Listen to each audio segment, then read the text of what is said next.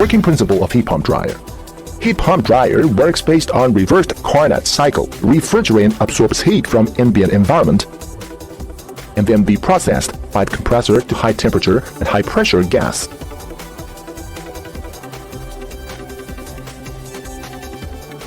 High temperature and high humidity resistant internal circulating fan transfers heat from the condenser to the drying room.